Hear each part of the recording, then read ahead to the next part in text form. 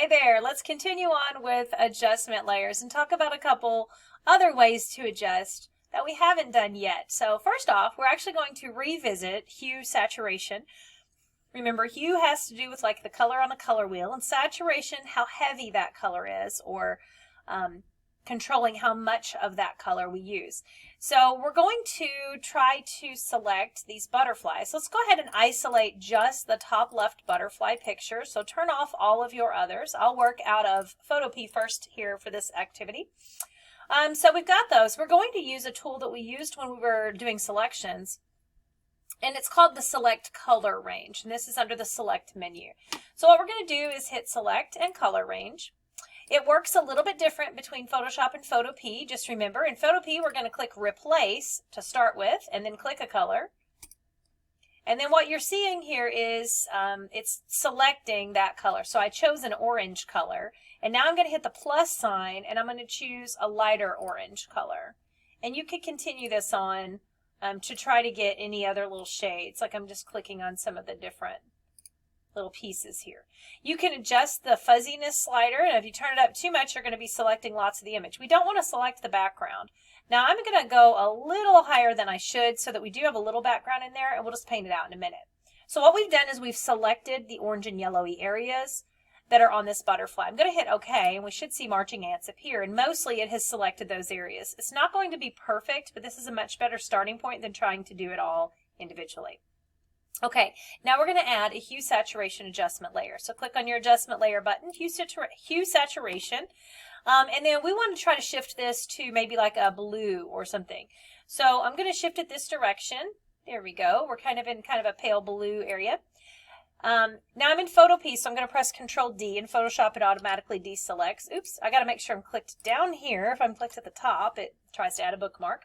And then you can see in here there are some areas that I'm missing. Now, remember, we talked in a previous lesson about holding down Alt and clicking the layer mask lets us see the layer mask. And that's kind of important on this one because there are a bunch of areas that, or rather, we just need to get rid of those little remnant parts that are left over. They shouldn't be included in this mask.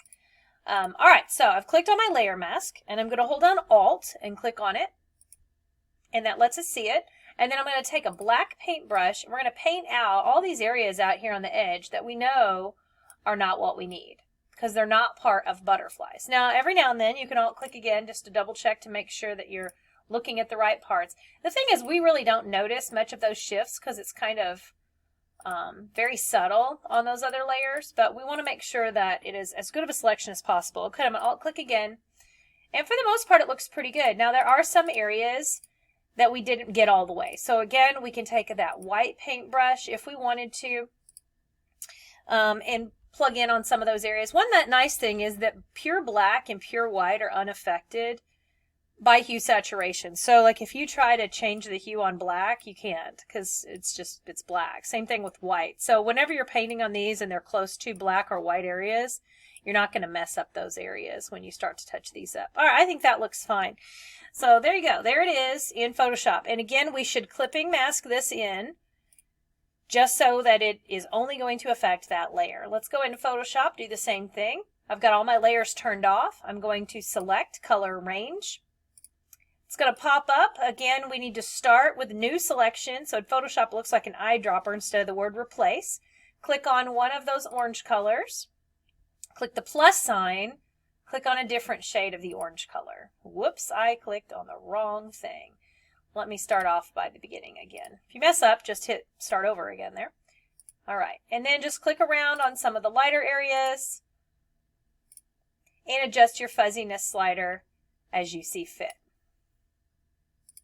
All right, so I'm adding in some additional areas in here once I feel like it's pretty good.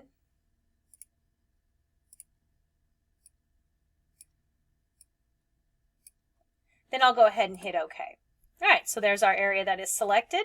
Again, Hue Saturation Adjustment layer. Now we're in Photoshop this time, so we can hit this little button down here to clipping mask it in, and then we can start adjusting. And so that direction goes to a darker blue. I used the pale blue on the other one, so we'll go pale blue here as well. There you go. And of course, you could touch this one up just like we did the other one. if you wanted to. I think this one looks fine, so I'm actually going to leave it because, you know, butterflies have all kinds of different little colors sort of floating around in there, right? All right, so that's how you shift just one color or shade of a color. Again, we're using that select color range first, and then we're adding that hue saturation layer and adjusting the hue. All right, let's look at how to control warm or cool lighting situations. I'm actually going to pull up a website real quick to show you about white balance. When you talk about photography and you take pictures, sometimes pictures are a little bit orange or a little bit blue. And I'm sure you've seen this before. If you've ever taken a picture out in like the snow, you know, the sky's like reflecting off of the snow. And sometimes the snow looks gray, like it doesn't look bright white. And that's just because the camera's having trouble figuring out what is white. And so that happens sometimes with pictures. And if you open up those pictures, here's an example of one this photographer took. The picture's kind of blue. It just has to do with the time of day. Sometimes when it's cloudy outside or you're in the shade, you end up with a little bit of blue. We call this a cool photo. It's just too cool, okay? So the camera got it wrong. The camera guessed and it got the white balance wrong. So this person neutralized it. They warmed up the picture. So now it looks normal. White is white. But you also could make a photo more warm. And you people who like Instagram and adding filters, you probably warm your photos up. And so a warmer picture is automatically going to start off kind of golden. And you've heard of golden hour? That's what people like. They like the golden photos, which have a little bit of orange to them. They have a warmth to them. So let's look at a filter in Photoshop that allows us, by using an adjustment layer, to warm up or cool down a photo. So let's go ahead and turn off this last one and turn on the other butterfly image. So I'm going to zoom up on this one a little bit. This picture is pretty standard, but let's look at it with two different filters. So I'm clicked on the layer. I'm going to come down to add an adjustment layer, and we're going to add one called Photo Filter. Now, yours may default to a warming filter or it may default to a cooling filter. I don't know, but you can click on it and you can clearly see the difference. So here is a cooling filter. And if I drag it up where it cools it even more, it gets pretty blue. Now I'm going to toggle that off and on. You can see there's an extreme difference here. Okay. Now let me switch it to a warming filter and then go up with that. Okay. Let me turn it back on. So there we go. There it is, warming that photo up. So if you like that kind of golden hour look, you're going to probably want a warmer photo. So here's the before, and then here after. Now we've got some warmth to the photo. So it's very simple. You can use a warming or a cooling filter depending on the temperature, as we call it, of your picture. Now Photoshop also has a place in here where you can use other colors other than to offset the blue or that gold. Let's take a look at it quickly in Photopea. Same situation. I will turn on that butterfly picture and turn off the others. Zoom to whatever level that you want. And then be sure you're clicked on your butterfly picture before you continue on. Same thing. Let's click New Adjustment Layer button. Go down to Photo Filter. And it's going to pop up. And you'll either see that it's already going to gold, or you can go choose any color that you want. So I could choose blue. And there you go. Same concept. We just have our slider here where we can determine how much we want of that filter in there. So it's kind of nice because in either one you can kind of choose what color you want to cast over the top of it. And then again, you'll want to clipping mask that in. Let's see, there's before and after. Just a subtle change on that one. I could go a little more, you know, warmer, I guess you would say here.